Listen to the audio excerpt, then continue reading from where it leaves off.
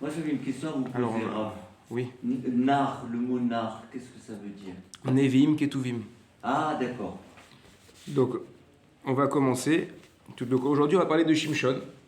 Donc, on avait parlé de Yehoshua, on avait parlé de Dvorah. Et là, on est toujours dans le Sefer Shoftim, dans le livre des juges. On va parler un peu de Shimshon maintenant. Shimshon, c'est quelqu'un qui est assez particulier. Donc, on va un peu visiter les versets. On va avancer parce que c'est quand même sur 4 chapitres. L'histoire de Shimshon, elle est assez longue, elle est un peu plus longue que les autres, celle des autres juges. Et c'est vrai qu'elle marque les esprits, peut-être parce qu'il y a eu un film qui a été tourné il y a longtemps sur Samson et Dalila. Mais en tout cas, c'est vrai que c'est quelque chose qui est connu. Il est plus connu que les autres Shoftim, c'est un personnage qui est assez connu. Donc on va regarder un peu, on va faire un petit tour dans les psukim, dans les versets. On commence au chapitre 13. Donc c'est toujours le même schéma dans Shoftim, c'est-à-dire que les Bnei Israël font de Averot, et Hachem les met dans la main, c'est-à-dire il les laisse à la merci d'ennemis. Et puis là on nous parle d'un homme qui s'appelait Manoach, de la tribu de Dan. Sa femme était stérile, et donc elle n'arrivait pas à enfanter. Un ange qui s'est montré à lui, je lis un peu les versets, et qui lui dit, voilà, tu n'arrives pas, tu es stérile, tu n'arrives pas à avoir d'enfant, mais tu vas avoir un fils. Donc on commence l'histoire de Shimshon par quelque chose qui paraît complètement surnaturel. C'est ça le titre du cours. C'est Shimshon, homme ou surhomme. Donc déjà, les circonstances de sa naissance, on est dans quelque chose qui est complètement surnaturel, qui est désiré par Akadosh Baruch Hu, et que le malach qui vient le voir, et c'est pas terminé, il lui dit, mais il y a une condition, il devra faire attention à ne pas boire de vin, ni de liqueur, et de ne pas manger de raisin non plus, parce que c'est une sorte de nazir. Ça s'appelle nazir mi beten. C'est une sorte de nazir, c'est-à-dire quelqu'un qui a été consacré depuis le ventre de sa mère pour être sanctifié pour Hachem. Donc les conditions, alors le verset d'après, première condition de ne pas manger de vin, pas boire de vin ni de jus de raisin, pas manger de raisin. Deuxième condition au verset d'après, car voilà, tu es enceinte, tu auras un fils, ou moral oyarale al rocho, le rasoir ne passera pas sur sa tête. Qui nazir Elohim Yehanar Mina Baten. Parce que c'est un nazir de Dieu. Donc on ne doit pas se couper les cheveux. Il ne doit pas se couper les cheveux, il ne doit pas se raser. Et c'est lui qui va sauver Israël.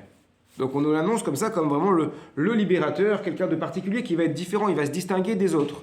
Il va naître avec des règles différentes que celles des autres personnes qui sont autour de lui. Donc cette femme-là, sa mère, elle va en parler à son mari. Elle lui raconte, elle lui dit, j'ai vu un malach, j'ai vu un ange, Noraméod, qui est extrêmement impressionnant.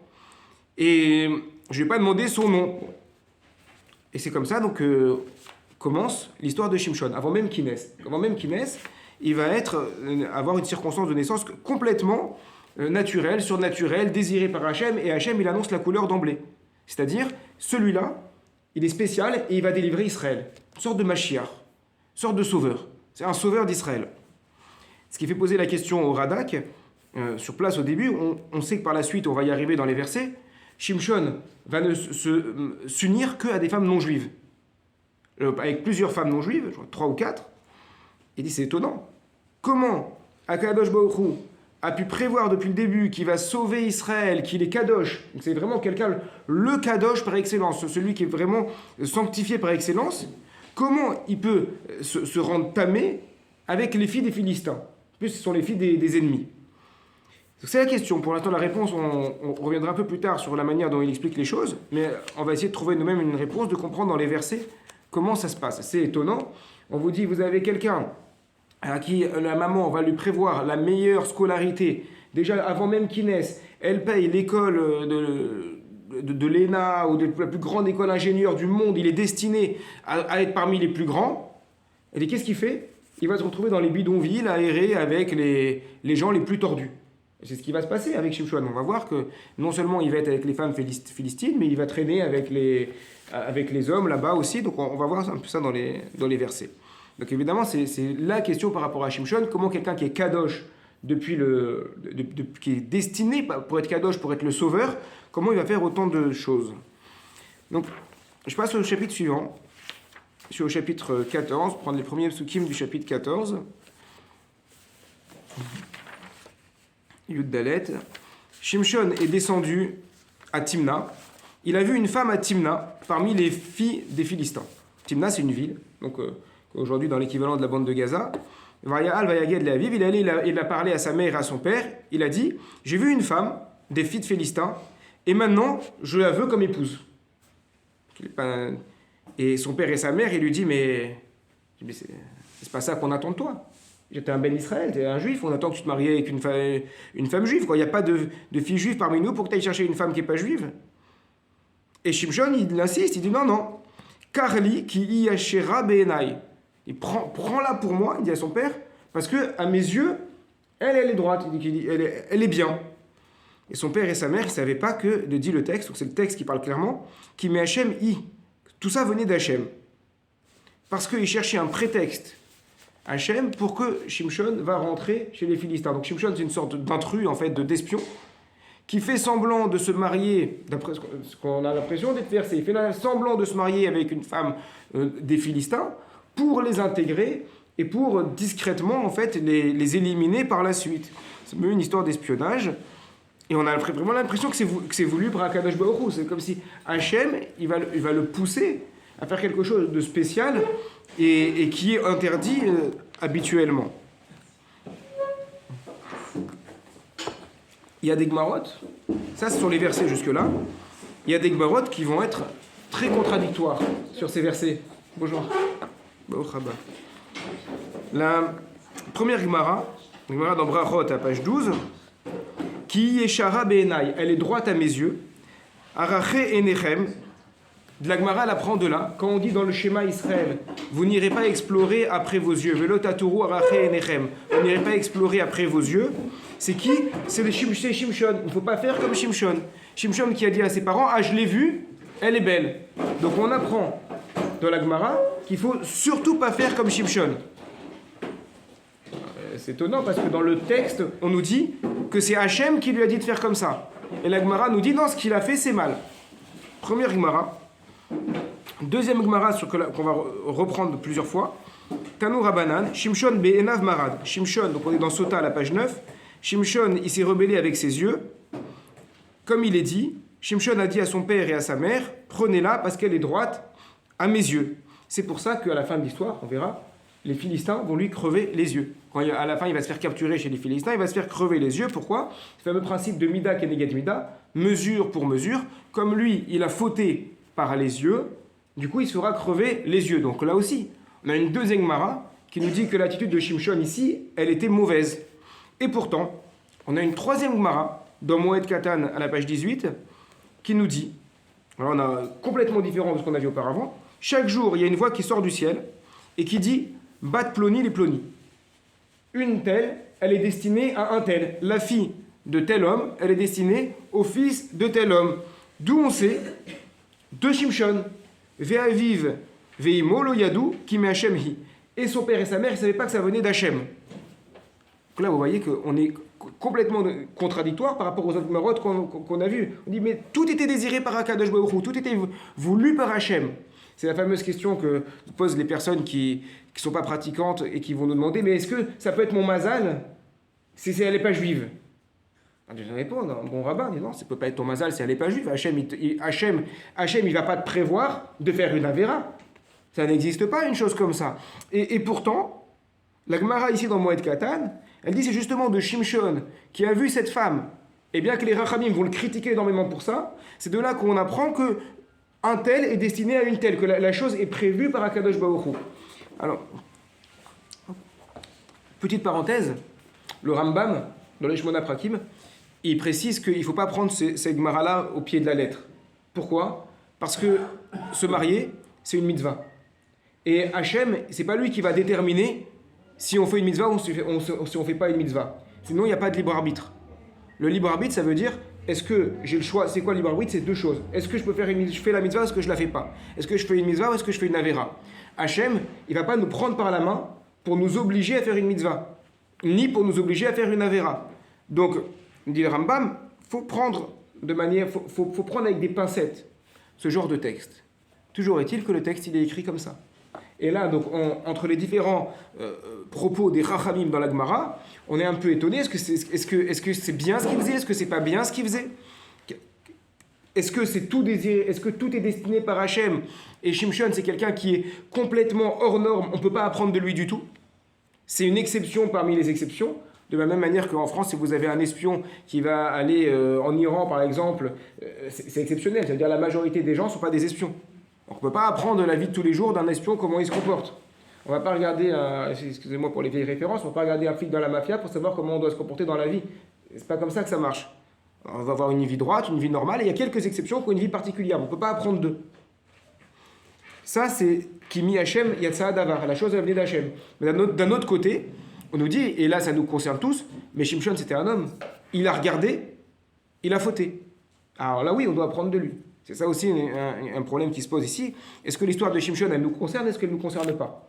Et on va voir que en fonction de l'appréciation des Chachamim, c'est quelque chose qui n'est pas évident à comprendre. Donc on va avancer comme ça dans les psukim. Ça me rappelle évidemment l'histoire de Yehuda et Tamar. Yehuda et Tamar, vous connaissez cette histoire.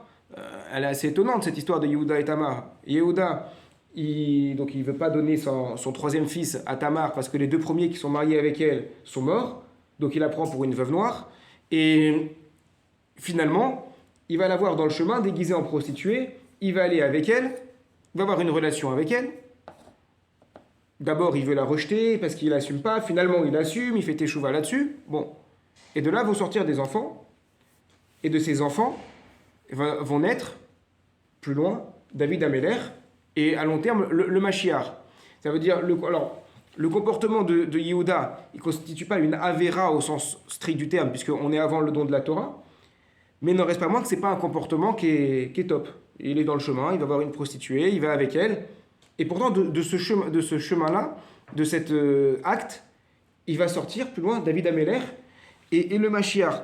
Ça veut dire, on a un inyan comme ça dans la Torah et chez les Rachamim, que Akadosh Baruch Hu, il peut amener des choses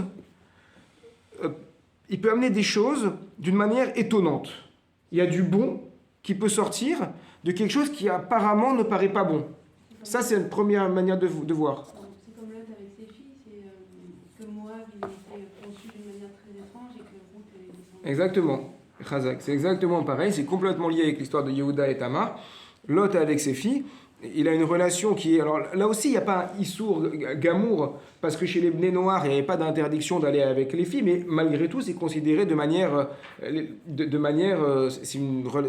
qu'il a fait, c'est sale, c'est considéré comme étant mauvais, bien si ce n'est pas Assour. Et pourtant, de Moab va sortir Ruth également, de cette relation avec Lot et ses filles. Est-ce que ce serait pour nous enseigner qu'on dit toujours que dans toute chose, il n'y a de mal que si on le voit, et que en fait, si on voit du bien dans toute chose, il y a du bien.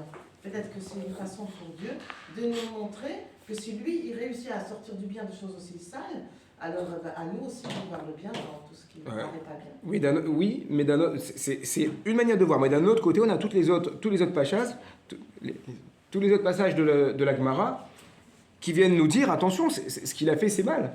C'est pour ça qu'il s'est fait crever les yeux, c'est pour ça que c'est de là qu'on apprend vous ne devrez pas explorer vos yeux. Donc d'un côté, on dit, oui, c'est d'Hachem, il y a du bien qui sort de ça. D'un autre côté, on dit, mais attention, c'est très mauvais, c'est quelque chose qui est très mauvais. C'est normal, parce que ça ne veut pas dire qu'on va le faire exprès pour aller chercher le bien dans le mal. Mais du moment qu'il est fait, il n'y a que Hachem qui peut sortir du bien dans ce mal-là. Il n'y a que Hachem. Ouais. Ça veut dire que si vous prenez quelque chose, vous allez devant le Beddin, le Beddin, le Beddin, c'est pas Hachem. Le Beddin, il juge en fonction de la halakha, il juge en fonction des données de la Torah. Là, il y a un Issour. Qu'est-ce qu'il voit le Beddin ici? Alors là, pour l'instant, le Beddin, il n'avait pas l'air très, très fort, il n'avait pas d'avoir de grandes responsabilités, mais le Beddin, il voit Shimshon qui est marié avec quelqu'un qui n'est pas juif. Il dit, mais il y a un problème là. Ah, Mitzad Hachem, d'après Hachem, mais personne n'est au courant de ce que dit le verset. Ni son père, ni sa mère, ni personne sûrement ne savait que la chose venait d'Hachem. Ça veut dire Hachem, il met en place quelque chose que lui connaît, que lui voit le bien, et nous, on a l'impression que c'est complètement mal. Mais il faut qu'on ait l'impression que ce soit mal. J'avance un peu dans les versets, donc je suis toujours dans le chapitre 14, et là encore, on nous raconte des histoires incroyables. Il descend à Timna, Et voilà, il voit un lion qui est en train de rugir à sa rencontre. Vatitzlach alav ruach Hashem. Il a l'esprit de Dieu qui s'empare de lui. Et il éclate le lion comme si il fracassait un chevreau. Sans problème. Il ne raconte pas à son père et à sa mère. Donc il ne veut pas dire à son père et à sa mère qu'il y a quelque chose de spécial. Donc, Shimshon, non seulement il est consacré depuis sa naissance, non seulement Hachem le détermine à devenir un sauveur, et en plus maintenant il a une force qui est extraordinaire. À quoi sert cette force? On ne sait pas. On ne sait pas vraiment où ça nous amène tout ça.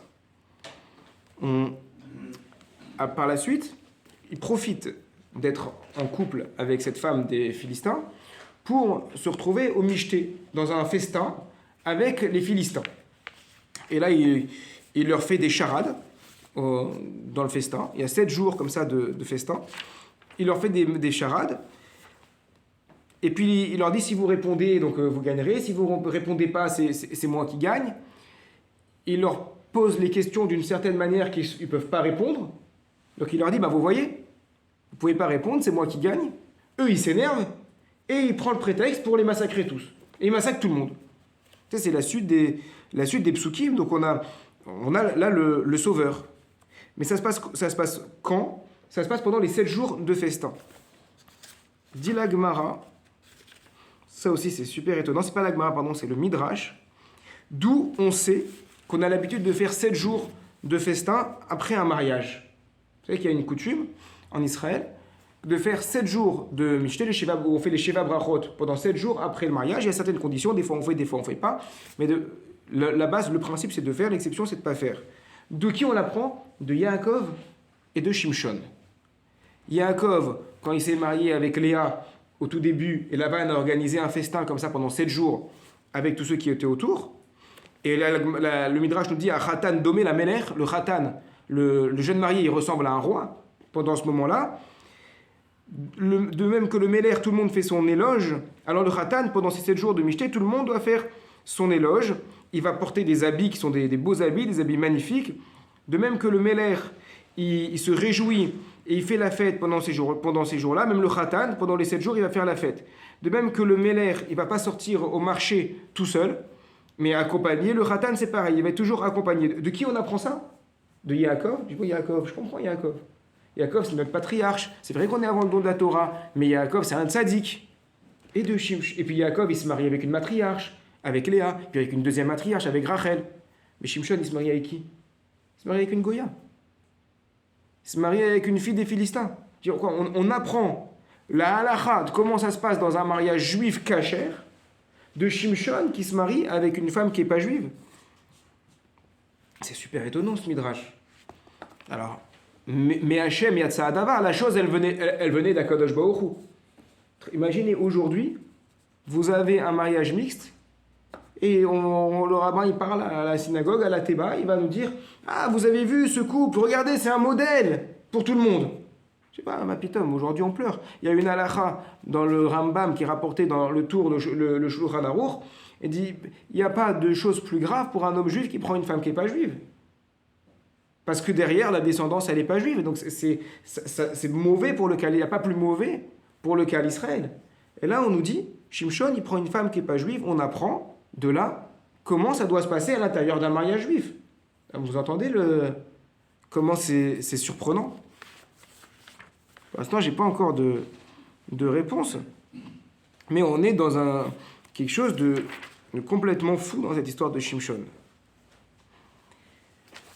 Lorsqu'il va s'en prendre aux gens, aux Philistins, à chaque fois, c'est avec la bracha d'Hachem. À chaque fois, on voit qu'Hachem est avec lui. J'avance un peu dans le texte au chapitre 14, au verset 19. Vatitzlar alav ruach Hachem, toujours encore le fameux esprit d'Hachem qui s'empare de lui. Vayered Ashkelon, il descend à Ashkelon. Donc Ashkelon, c'est là-bas où il y avait les Philistins. Vayar mehem sheloshim ish, il frappe 30 hommes. Donc s'il est tout seul à frapper 30 hommes, ça veut dire que c'est un peu surnaturel. J'ai vu des histoires des combattants de MMA qui sont battus contre 6 videurs.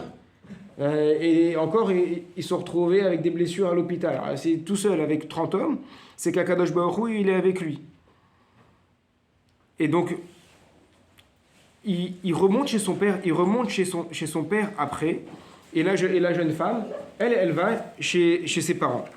Elle va chez son père. Donc, jusque-là, si on suit que le texte, on met un peu les midrashim et les gmarot de côté, on a l'impression que tout ce qu'il fait Shimshon, c'est avec la bracha d'Hachem. Puisque si c'était pas avec la bracha d'Hachem, Hachem ne serait pas avec lui. Ça paraît logique. C'est ce qu'on voit dans tous ces Yoshua, dans tous ces Sefer Shoftim. À chaque fois que les Israël ils respectent les mitzvot, ils gagnent les guerres. Quand Israël ne respecte pas les mitzvot, ils perdent les guerres. Donc si Shimshon il n'était pas dans le bon chemin à ce moment-là, il n'aurait pas pu gagner la bataille qu'il fait contre les Philistins à ce moment-là. Et pourtant, il a gagné. Je vais vous lire les versets du chapitre suivant, chapitre 15. Là aussi, c'est toujours un texte assez étonnant. Donc, ce fut pendant ces jours, à l'époque de la moisson, Shimshon se souvient de sa femme. Donc, sa femme, après l'histoire de la bagarre chez les Philistins, sa femme, elle est vexée et elle rentre chez son père.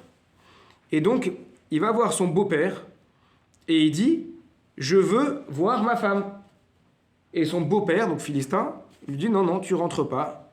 Il lui dit « Elle te déteste, elle t'aime pas, elle veut plus te voir ». Donc on est dans un... Alors là, on n'est plus dans du surnaturel, là on est dans la vie de tous les jours, quoi.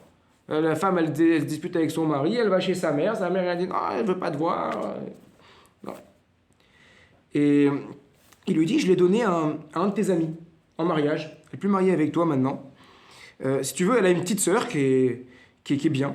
Elle est très bien. Si tu veux, tu peux te marier avec sa petite sœur. Shimshon, il dit à la famille, non,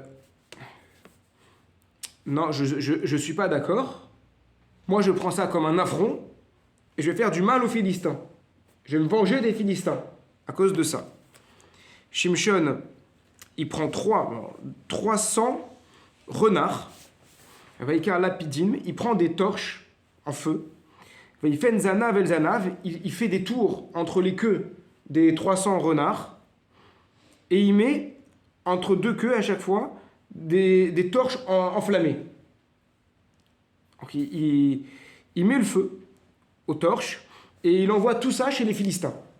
C'est une sorte de... Shimshon, c'est un peu un terroriste. Shimshon, on va voir encore par la suite, quand on avance, il a une manière d'attaquer extrêmement violente. C'est-à-dire, quand il veut faire du mal aux Philistins, il va et là, en fait, il est en train de balancer une bombe, tout simplement. Il balance une bombe chez les Philistins. Alors, c'est une bombe très artisanale, assez étonnant. Et donc, il va brûler Migadish ve'ad Kama, de la meule à l'étable, ve'ad Kerem Zaït, jusqu'à la vigne des oliviers. Les Philistins disent, qui a fait ça? On lui dit, c'est Shimshon, le Khatan, le gendre du Thémani. Il a voulu prendre ça parce que sa femme, elle a été mariée à quelqu'un d'autre. Alors il est allé se venger. Vous remarquez que Shimshon, à aucun moment, il vient en disant, je fais ça pour Hachem. Il dit, je fais ça parce que je veux me venger, parce que vous m'avez piqué ma femme, c'est pas normal. Mais à aucun moment, il parle d'Hachem. Qu'est-ce qu'ils font, eux? Ils disent, c'est à cause du beau-père et de la femme. Alors ils vont, les Philistins, et ils mettent le feu dans la maison du beau-père pour brûler le beau-père avec sa femme. Donc ils sont de son côté. Quelque part, ils sont de son côté. Non, ils ne sont pas de son côté. Ils sont violents. Ils se disent, les autres, c'est de leur faute. Ça ne veut pas dire qu'ils sont pour Shimshon. Et c'est de votre faute que c'est arrivé, donc on vous condamne. Shimshon leur dit, maintenant, et qu'est-ce qu'il leur dit? Puisque vous avez mis le feu à la maison de mon beau-père et de ma femme, je suis obligé de vous tuer maintenant. Il cherche. Et effectivement, Vayachotam Shok Aliarer, Maka Gedola, il leur met un grand coup. Et Red Veyeshev Bessif, c'est là Etam, il va s'installer au rocher. Donc il frappe tout le monde, il massacre tout le monde. Donc Shimshon, c'est pas l'image du rave spirituel. Shimshon, c'est un guerrier. C'est quelqu'un qui est violent. Mais ce qui est assez surprenant ici, c'est juste un constat que je fais. C'est que à aucun moment, Shimshon vient en disant, il ne dit pas Allahu Akbar. Il ne dit pas du tout. C'est pas son discours. Son discours, c'est, vous m'avez fait du mal, vous m'avez pris ma femme, si c'est comme ça, je vais me venger. Mais à aucun moment, il dit, j'arrive au nom de Dieu. On dirait que Shimshon, il ne connaît pas Hachem. Hachem, il connaît, Mais Shimshon, il ne connaît pas. À aucun moment, on le voit parler à Hachem. On ne sait même pas si Shimshon, il est au courant qu'il est téléguidé par Akadosh Baruch Hu. C'est écrit, ni son père et sa mère, ils ne savaient pas. Mais est-ce que lui, il sait? Est-ce qu'il sait vraiment que ça vient d'Hachem? À aucun moment on le voit parler avec Hachem. On ne voit pas faire une prière vers Hachem. On ne voit pas que Hachem apparaît pour lui parler. L'ange du début qui apparaît à son père et à sa mère, à aucun moment on voit qu'ils apparaissent pour parler à Shimshon. Donc est-ce que Shimshon, c'est une sorte de missile téléguidé mais qui n'est pas au courant que c'est un missile? Ou est-ce que lui, il a une certaine avodat Hachem? C'est très difficile à déterminer. D'autant plus que tellement que personne n'est au courant, donc je suis dans les versets suivants, les habitants de Yehuda, puisqu'ils venaient de Yehuda à Shimshon, enfin ils venaient de Dan, mais il va fréquenter les gens qui habitent à Yehuda, qui sont à côté des Philistins, les habitants de Yehuda, ils sont énervés contre Shimshon. Ils s'énervent contre Shimshon. Pourquoi? Parce que les Philistins, après s'être fait frapper par Shimshon, qu'est-ce qu'ils font? Ils vont attaquer les Juifs. Ils vont attaquer les Juifs. Alors les Juifs de Yehuda, ils se disent, pourquoi ils nous font ça? C'est à cause de Shimshon. C'est quoi ce Juif qui est tout le temps avec les cousins? Il est tout le temps avec eux, il reste avec eux, il se marie avec leurs femmes, il les fracasse. Et à cause de lui, nous, on se fait fracasser. Donc Shimshon, il est complètement détaché du Kaal. C'est une exception, il n'y a pas plus exception que ça. Il ne vit pas avec le Kaal Israël. Il est complètement détaché du Kaal. Il vit avec les non-juifs. En espion, en mission sous-marin. Vayiredu Sheloshet Alafim Ish, mi Yehuda, il y a 3000 hommes de Yehuda qui vont vers chez Shimshon pour lui parler. Vous imaginez, déjà Esav, quand il est allé vers Yaakov, il était avec 400 hommes. Et Yaakov, il a eu peur quand il a vu Esav arriver avec 400 hommes. Là, il y a 3000 hommes. 3000 hommes, il y a une armée de 3000 personnes qui arrivent pour parler à Shimshon. Et il lui dit, est-ce que tu sais que c'est à cause de toi qu'ils nous font payer maintenant les Philistins? Qu'est-ce que tu nous as fait? Ils lui disent, on est venu pour t'emprisonner et te donner aux Philistins. Quand on va t'emprisonner, on va te donner dans la main des Philistins, à leur merci, à ce moment-là, on sera tranquille. Shimshon, il leur dit, d'accord, mais ne me tuez pas. Ne me tuez pas, donnez-moi, mettez-moi avec des cordes, encerclez-moi avec des cordes, et vous allez m'amener là-bas. Il va là-bas, il va chez les... Donc, il va après chez les Philistins, il est livré chez les Philistins dans les cordes, et qu'est-ce qui se passe? Il va exploser les cordes. C'est encore Shimshon, le surhomme, le surhumain, le super-héros, il est là-bas, il éclate les cordes. Il dit d'accord, amenez-moi là-bas avec les cordes, il l'amène là-bas avec les cordes, et il éclate les cordes. Et ensuite, il trouve une mâchoire d'âne, et avec la mâchoire d'âne, il va tuer combien de personnes? 1000 hommes, chez les Philistins. C'est étonnant, hein? C'est étonnant. Il repart, après avoir tué tout le monde. Mais toujours, là, je suis toujours dans le chapitre 15. Il va y avoir un miracle. Là, maintenant, il appelle Hachem. Première relation de Shimshon avec Hachem à ce niveau-là. Il va écrire à Hachem. Il a appelé Hachem. Donc maintenant, ça y est, il y a une relation qui commence à s'établir entre Shimshon et Hachem. Donc là, on voit qu'il reconnaît. Tu as permis à ton serviteur de faire le grand secours pour Israël. Mais le problème, c'est que maintenant, je n'ai plus à boire. Je vais mourir de soif. Et je vais me faire tuer par les Harélim, par les incirconcis. Ça veut dire que Shimshon, tout en étant marié avec une femme des Philistins, il est extrêmement... Harélim, Harel, incirconcis, c'est un terme péjoratif. Donc, il va les critiquer. Il me dit, tu me mets dans la main des goïms, comment tu peux me faire mourir par les goïms? Donc, il parle à Hachem. Il est conscient. On voit ici qu'il est conscient. Hachem lui fait un miracle. Encore une fois, on est dans le surnaturel total. Il va casser une roche, comme un peu avec Moshe Rabbeinu, avec le bâton. Il casse une roche. Et il y a de l'eau qui va sortir de la roche. Et ce qui va permettre à Shimshon de retrouver des forces. Donc là aussi, on est dans un miracle. Un miracle à Kadosh Baruch Hu. Il écoute Shimshon. Shimshon, il parle à Hachem. Hachem, il écoute. C'est Nifla. D'un côté, les Rachamim, ils nous disent, Shimshon, il faute. Shimshon, c'est le modèle de celui qui suit ses yeux. Shimshon, il s'est marié avec quelqu'un qui n'est pas juif. Shimshon, il ne faut surtout pas suivre son exemple. Pourtant, on voit dans le texte, Akadosh Baruch Hu, il est toujours avec lui. Il est toujours en train de le suivre. Et c'est comme ça qu'on arrive au 16e chapitre. Et ben, bon, vous avez compris qu'avec sa première femme, ça n'a pas marché. Il y a eu quelques petits problèmes, et le fait que ça n'a pas trop marché. Effectivement, si quelqu'un a une femme qui a une famille, des amis, et qui va frapper tout le monde, ça peut causer un problème, finir en divorce. Shimshon, maintenant, il va à Gaza, donc Gaza, et il voit une autre femme, une Zona. Donc une femme, Zona, a priori, c'est une prostituée. Ça peut vouloir dire une aubergiste ou une prostituée. Et ça peut vouloir dire les deux aussi. C'est-à-dire une tenante de maison close. Parce que Zona, on trouve le terme de mésonote, qui veut dire la nourriture, et Znout, qui veut dire la débauche. Donc c'est pour ça qu'il y a les deux appréciations. Et, comme Yehuda avec Tamar, il voit une prostituée, il va avec elle. C'est l'air totalement normal, à ce niveau-là. Mais, sauf que la Gemara, elle saute là-dessus. Elle dit, tout le problème de Shimshon, il a commencé à ce moment-là, à Haza. C'est pour ça qu'il a été frappé à Haza, c'est là-bas qu'il se fera capturer, à Haza. Terriela Kilkulo Be'Haza, le début de sa chute, elle s'est passée à Haza, comme il écrit, Vayeler Shimshon Hazata. C'est pour ça qu'il a été frappé à Haza, Dirti Vayoridou Oto Hazata, à la fin ils vont l'amener à Haza. Donc ils disent, qu'est-ce qu'il est en train de faire Shimshon à ce moment-là? Il a un problème. Pourquoi il voit cette femme-là? Pourquoi il va vers elle? Là, c'est pas écrit que la chose venait d'Hachem. Mais excusez-moi, c'est à ce stade-là qu'il va avoir des... Jusqu'avant, il a fait des choses qui ne sont pas vraiment recommandables, mais il n'a pas eu de problème. Et pas de problème. Hachem l'a soutenu et sauvé. Hachem, il là, couvre. maintenant, il va être assaisonné, on va dire. Mais la différence, c'est que là, il a parlé avec Hachem. Là, il ne peut plus ne pas être conscient qu'il a des obligations et qu'il doit faire attention à ce qu'il fait. Il a parlé. Alors, avant, c'était pas clair. Est-ce qu'il était conscient ou pas conscient? Mais le verset qu'on a vu, il montre qu'il était conscient, finalement.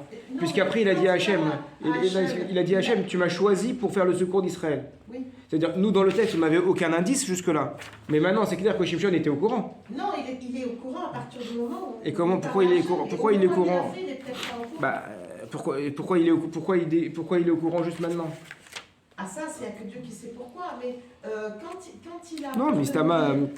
On a non, je pense pas. Mais avant, quand il allait lui seul... Je sais pas où vous voyez ça dans le texte. C'est-à-dire que quand il allait lui seul, tout seul, s'attaquer à tant de gens, il ne voyait pas qu'il était en sous-nombre. Et donc ça veut dire qu'il ne se rendait pas compte de ce qu'il faisait. Alors vous allez voir que... Mais en fait, il ne s'en rendait pas compte. Mais là, non, je sais pas pourquoi vous dites ça. Je pense que quand il parle, ça a l'air assez rétroactif. Il dit Hachem, tu m'as choisi pour secourir les bénis Israël. Donc, il s'en rend compte à ce moment-là, il a c'est pas ça. J'ai entendu ce que vous dites, mais c'est pas certain. Excusez-moi, juste, il est nazir depuis qu'il est enfant. Il comprend bien pourquoi il est nazir, sa mère lui a expliqué. Donc il sait très bien qu'il a un rôle très spécial. C'est possible qu'il voit aussi quelque chose. Il ne faut pas oublier qu'il a ses cheveux qui poussent, qui n'arrêtent pas de pousser, qu'il n'a pas le droit de boire du vin. Donc lui aussi, il voit qu'il y a quelque chose de spécial. C'est ça qui rend les choses encore plus folles. C'est-à-dire, je ne sais pas si vous avez vu, aujourd'hui, il n'y a plus de nazirs. À Jérusalem, il y avait quand même des fois quelques... Il y avait un rave à l'époque, quand j'étais il y a 15-20 ans, qui faisait une sorte de nazir. Ça n'existe plus le vrai naziréat, mais c'est-à-dire qu'il se laissait pousser les cheveux, etc. C'est assez étonnant. Comment? J'en ai connu un à Créteil. À Jérusalem? Non, à Créteil. Ah, à Créteil? C'était tout C'était Ravadès à Jérusalem, je crois qu'il s'appelait. Je connais pas. On le voyait, on le croisait dans la rue quand on était à Meacharim. Parce qu'on était vers Boukhari, tout ça, on le croisait. C'est spécial. Alors imaginez celui-là, vous le voyez rentrer dans une boîte de nuit à Tel Aviv. Non, mais c'est ça qui est en train de se passer ici. Vous avez le rave avec ses cheveux, etc., qui ne touche pas de vin, qui est tout kadosh, avec ses habits, ses habits un peu de les laisser aller, comme ça, donc une sorte d'ermite. Puis vous le rentrez à aller faire la fête à Tel Aviv et ressortir avec une jeune femme, pritzout, tout ça complètement. Lui, il dit, Hachem, moi je savais. Je suis dans le verset 4 du chapitre 16. Il dit, ce fut après cela, il a aimé encore une femme. Là, c'est Dalila. Donc il y a eu la première femme. avec qui ça s'est mal passé, avec le beau-père, et finalement, Mistama, qu'elle s'est fait tuer, la femme aussi, quand la maison du père, ça s'est fait brûler, a priori, ils ont dû mourir. Ensuite, il voit une zona, il va vers la zona. C'est ça que ce que les Rachamim disent, on a l'air de dire, mais cette histoire de zona, ça n'a pas l'air de venir d'Hachem, puisque après qu'il soit venu avec la zona, on ne voit pas qu'il se sert de ça pour aller attaquer les Philistins. Donc il va avec elle et c'est tout. Et ensuite, il voit une autre femme, et là, c'est la première fois que c'est écrit, Vayehav Isha. Il a aimé, c'était Dalila. Donc la fameuse Dalila. Et là, les Chachamim, ils nous disent, sur Dalila, donc, toujours dans la Gemara Sota, pourquoi elle s'appelle Dalila? Parce que des Yaldela et Koro. Ça vient du mot Dal, qui veut dire pauvre. Elle a appauvri sa force. Des Yaldela et Libo, elle a affaibli son cœur, elle a affaibli ses actions, et comme ça, on détermine tout ça. Donc, en gros, la Gemara dit, même s'il est possible que la chose venait d'Hachem, à ce niveau-là, vis-à-vis de Dalila, il s'est laissé complètement... il s'est laissé faire immerger par ses émotions. Vu qu'elle portait son prénom avant de le connaître, donc ça venait d'Hachem. Ouais. Là, c'est... Mais bon, il avait son libre arbitre quand même. Le Radak. Je reviens sur le commentaire du Radak sur le chapitre 13. Donc le Radak, il avait posé la question, comment quelqu'un de Kadosh, comment quelqu'un d'aussi saint que Shimshon, qui est choisi pour une mission de sauvetage d'Israël, il peut se retrouver comme ça avec des non-juifs. Alors, évidemment, les Rachamim disent qu'il les a convertis. Comme Shlomo Améler, comme le roi Salomon qui a converti ses femmes. Mais ils disent aussi que cette conversion, c'était des conversions qui étaient très mauvaises. C'est-à-dire, allez, on voit une femme qui n'est pas juive, allez, on fait vite les choses pour qu'elle aille au mikvé, et c'est contre ça qu'on se bat justement nous. Hein, Madame Teboul? Donc, c'est justement ce qu'on ne veut pas. Et donc, il les a convertis pour être OK avec la halakha. Il a pris un petit beddin comme ça, de 3 juifs, il les a fait tremper au mikvé. Mais c'était des conversions qui n'étaient pas sérieuses, elles ne sont pas restées dans la Torah juste après. Et dit le Radak, si par la suite il va se faire crever les yeux, on va y venir, c'est parce que au départ il y avait une bonne intention de Shimshon. Donc il dit le Radak, il était au courant, Shimshon. Il savait que c'était le chalier d'Hachem, c'était l'envoyé d'Hachem pour sauver Israël. Il savait, il était au courant. Et donc il partait dans cette kavana, dans cette intention qui était bonne. Mais au fur et à mesure qu'il a avancé, il s'est perdu dans sa bonne intention. Ça veut dire que des fois, on fait des choses pour Akadosh Baruch Hu, et on les fait vraiment avec une bonne intention. On fait les choses pour Hachem. Mais très très rapidement, lorsqu'on est dans des situations qui sont limites, la kavana, elle peut changer. Elle peut être bonne au départ et mauvaise. Pour un exemple qui n'a rien à voir avec le sujet. Quand on va faire une toracha à quelqu'un, quand on va faire une réprimande à quelqu'un, au début, on peut partir avec une bonne kavana, une bonne intention, de faire la mitzvah, d'aider un juif à respecter mieux la Torah. Et puis lorsque la personne va mal nous répondre, etc., et qu'après on va renchérir, finalement on lui en veut. Et au moment où on lui en veut et qu'on lui fait la Toracha, à ce moment-là on est dans le Issour. On est passé dans l'interdit à ce moment-là. Parce qu'on ne peut faire une Toracha, on peut faire une réprimande à quelqu'un que quand on est complètement bien vis-à-vis de lui. Si on a la moindre inimité vis-à-vis de lui, à ce moment-là on n'a pas le droit de la faire. Donc au début on part avec une bonne kavana, avec une bonne intention, et puis finalement on est un peu énervé et ça se change. Il y a comme ça des choses dans la Avodat Hashem qui sont limites. Au début, on veut faire les choses bien et puis ça, finalement, on dérape. La Mishnah, elle dit ne sois pas sûr de toi-même jusqu'au jour de ta mort. Quand même, Yochanan Cohen Gadol, c'était le plus grand tzaddik de son époque et à 80 ans, il est devenu hérétique. À 80 ans, il s'est fait séduire par des idées qui étaient contraires à la Torah, les idées sadducéennes. Des Tzouki. Ça veut dire que même si on a une kavana qui est bonne, même si on est quelqu'un, même si on est un tzaddik, même si on est un arabe, etc., il y a toujours un moment donné où on peut glisser et le chemin qu'on a pris, on va en prendre un chemin sur le côté qui va être mauvais. Si c'est vrai pour Shimshon, qui est un prophète, si c'est vrai pour des rabbanim, si c'est vrai pour Yochanan et Kohen Gadol, a fortiori pour chacun et chacune d'entre nous. C'est-à-dire que des fois on veut faire les choses bien, on veut faire les choses pour Hachem, mais on peut vite glisser.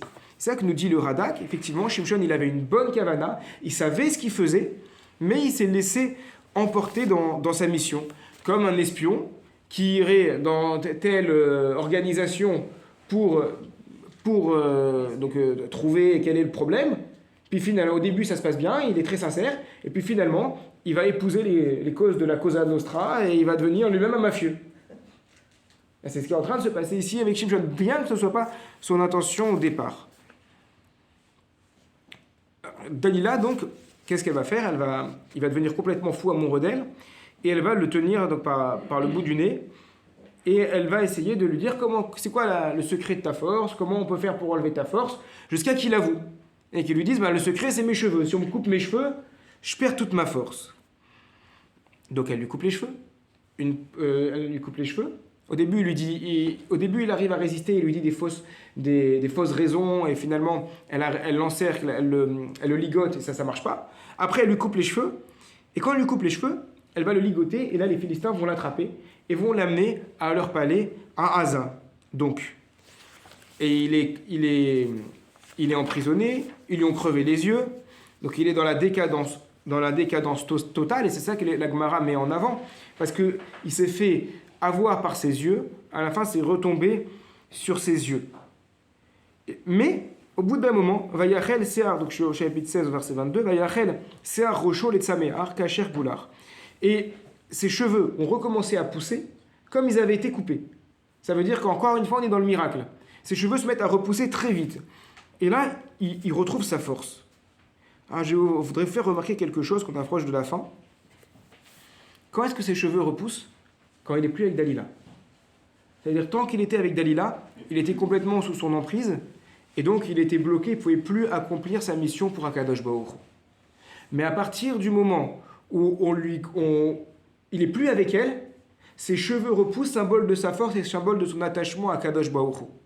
Ça veut dire des fois, et ça on le voit dans les conversions, c'est pas un cours pour les conversions, mais il y en a beaucoup ici, des fois, il y a des personnes dans un couple où il y a une personne qui est juive, une personne qui n'est pas juive, une personne qui veut avancer, qui veut se convertir pour avancer, une personne qui ne veut pas avancer en face. Et tant qu'on est avec Hachem, eh bien on veut avancer, et puis dès qu'on se retrouve avec le conjoint qui ne veut pas avancer, eh bien nous-mêmes, on n'arrive pas à se rattacher à Hachem à ce moment-là. Et c'est des fois, il faut couper. Des fois, il faut se dire, mais si la personne m'empêche d'évoluer dans ma Torah, si la personne m'empêche d'évoluer dans le chemin que je veux prendre, je ne peux pas être avec elle. C'est ça qui est en train de se passer ici. Shimshon, il était complètement avec Akadosh Baruch Hu pendant un moment. Et tout ce qui était fait était téléguidé par Hachem. On a du mal à comprendre, on va rester avec plein de questions aujourd'hui, évidemment. Sauf quand il commence à craquer avec la prostituée à Haza, on a l'impression que ça ne vient pas d'Hachem. Et ensuite, quand il devient complètement amoureux de Dalila, et là, il n'a plus aucun rapport avec Hachem, puisqu'il a quelqu'un qui le pousse vers le bas. Il est séparé d'elle, sa force revient. C'est quoi sa force? C'est son lien avec Akadosh Baruch Hu, qui revient. D'ailleurs, vous avez vu le symbole. Dès que sa force revient, les liens qui l'enserraient, il arrive à s'en détacher. Pourquoi? Parce qu'il y a un autre lien qui va l'unir maintenant avec Akadosh Baruch Hu. Il va retrouver le lien avec Hachem. Pour conclure, il y a dans les commentaires du Nar, il y a un commentateur qui s'appelle le Ralbag, le Rabbi Levi Ben Gershom, qui fait partie des Rishonim, qui à la fin il laisse passer comme ça 2-3 chapitres, et à la fin il appelle ce qu'on appelle les toélettes. Toélettes, c'est de dire les utilités, quelles sont les morales, et il dit quelle est la morale, quel est le moussar de ces histoires-là. Donc je vais vous rapporter 2 qui donnent par rapport à Shimshon. Première, toélette 20, c'est pour t'apprendre la puissance de la Hashgacha d'Hachem, la puissance de la providence divine. Comment Hachem il règle son monde jusqu'à qu'il a entraîné un homme vers le Issour, à faire des choses qui sont interdites, et il a poussé à faire la guerre, à tuer énormément de personnes, parce que Hachem, c'est lui qui décide de faire la guerre, c'est lui qui décide de faire la guerre, de faire vaincre que ce qui est peu de monde ou beaucoup de monde. Ça, c'est Hashgacha d'Hachem. Des fois, on voit des guerres, on voit des choses, on se dit, on ne comprend pas ce qui se passe. Il va Hashgacha Hachem. Je jure que dans 50 ans, on verra comment ça a commencé avec la crise du Covid, on verra comment ça va avancer, On pourra se dire, ah mais il y a eu un enchaînement d'événements qui faisait qu'en fait, c'était Ashgacha d'Akadosh Baruch Hu. Il n'y a rien de hasard. Il y a des choses qui sont en train de se mettre en place. Comme pendant la Première Guerre mondiale, on ne pouvait pas imaginer que l'assassinat d'un duc, ça allait amener jusqu'à la Deuxième Guerre mondiale et tout ce qu'elle allait amener. Ça, c'est la Ashgacha pratique. Et des fois, pour la Ashgacha pratique, d'une manière qui nous étonne, ça va passer, pour que la Ashgacha pratique, pour qu'Hachem se dévoile dans le monde, des fois, ça va passer par des comportements qui sont même contraires à la Torah. Ça, c'est Akadosh Baruch Hu qui a sa Ashgacha. Il y a une limite dans la compréhension de ce qu'Hachem fait. Ça, c'est clairement quelque chose qu'on ne peut pas comprendre. Et évidemment, c'est pas, j'insiste, ça me paraît évident, mais je préfère le répéter, c'est pas parce qu'Akadosh Baruch Hu va faire dévoiler son plan, des fois par des Isurim, que ça veut dire que nous, on va se dire, ah, puisqu'Hachem il fait ça, moi je vais faire quelque chose d'interdit, comme ça, si ça se trouve, c'est Hachem qui le veut. Il y a ce qui s'appelle Ambedin, il y a ce qui s'appelle Chayav Karet, ce qui s'appelle Chayav Mitab Idei Shamaim. Ça apportera que des problèmes de penser comme ça, si c'était nécessaire de le répéter. La Toilette 22, pour conclure, c'est apprendre que Mashasa Hachem Liknot Kevodo, ce que fait Hachem par rapport à la jeune, pour rendre honneur pour se faire honneur, parce que les Philistins, ils étaient attachés à leur Dieu. Et quand ils ont pris Shimshon dans leur palais, ils ont dit, qu'est-ce qu'ils ont dit quand ils ont attrapé Shimshon? Ils ont dit, ça c'est grâce à notre Dieu. C'est grâce à notre Dieu. Eux, ils disent c'est grâce à notre Dieu. Mais en fait, c'était pourquoi? Parce que Shimshon, il s'est fait tenter. Il n'a pas réussi à résister à son côté humain. Surhumain ou humain. Surhumain, mais ça dépend de cette période de sa vie. Il y a un moment donné où il est surhumain. Il y a un moment donné où il agit comme un humain. Et à chaque fois, il est dans une tension entre les deux. Et sur ça, finalement, il se rend compte, Shimshon, à la fin. Il se rend compte que c'est un Chilul Hashem ce qu'il a fait. Et donc il dit que je puisse mourir maintenant avec les Philistins. Il prend les deux poteaux, il les pousse l'un contre l'autre, et il fait donc le premier attentat suicide de l'histoire. Il fait écrouler le palais sur les Philistins en mourant lui aussi. Et donc, pourquoi Hachem il a laissé Shimshon finalement avoir le dernier mot sur les Philistins? Parce que les Philistins ont rattaché, ce qui dit le Ralbag, ils ont rattaché leur victoire à leur Dieu, à l'idolâtrie. Alors qu'en réalité, le problème était un problème de Shimshon. Donc, homme ou surhomme, Shimshon, en fait, Shimshon, est-ce qu'on a à apprendre de lui? Bien sûr qu'on a à apprendre de lui.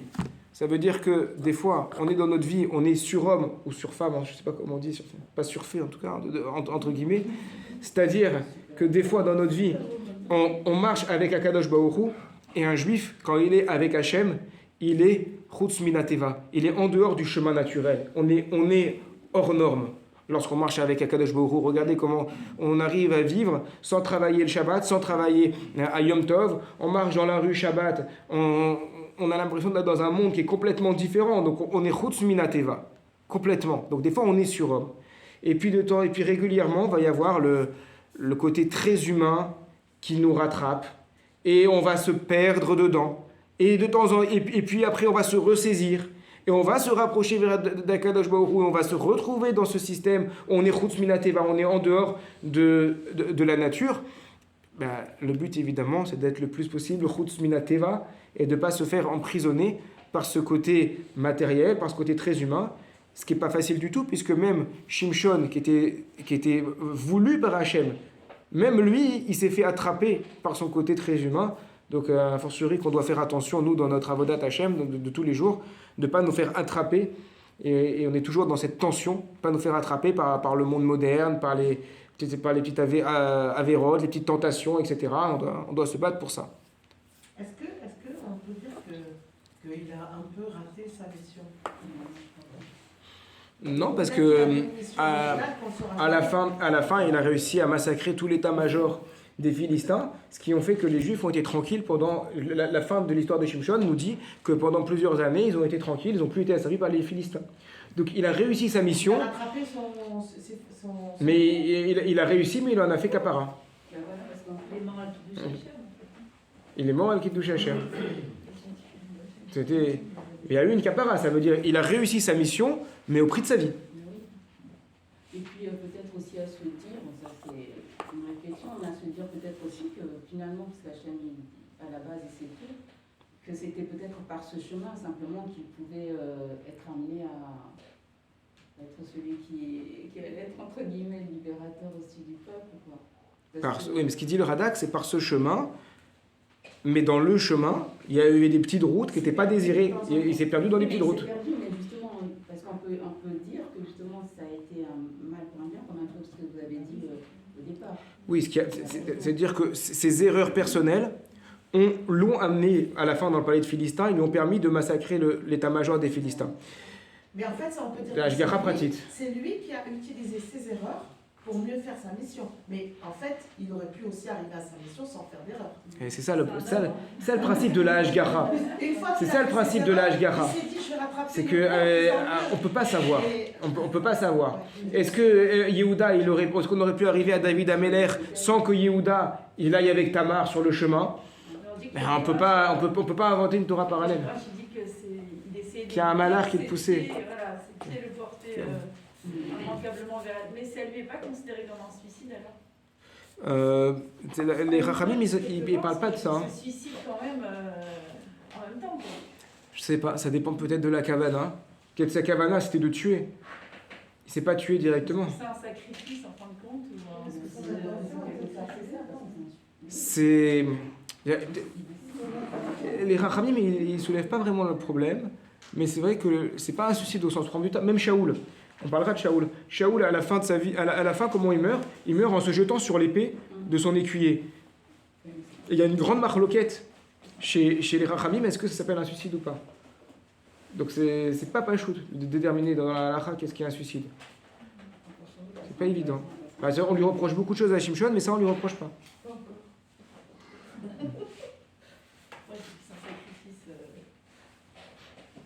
Et voilà. Est-ce qu'il y a d'autres questions? On va dire c'est le Chouva qui est... C'est une capara, mais lui, au moment où il pousse les poteaux, il se dit pas je fais ça pour mourir. Il dit je fais ça pour massacrer les... Et puis peut-être qu'il croit en sa force qui est surnaturelle et qu'il imagine que lui il va s'en sortir vivant aussi. Un peu comme le Hashmael qui est passé sous l'éléphant en disant je vais mourir mais je vais arrêter l'armée, quoi. Ouais. Il meurt à la fin. Il meurt. Ah oui. Il sait qu'il va mourir mais il se dit c'est un sacrifice, quoi. C'est ça. Eh ben, Chazak. Chazak, Rav.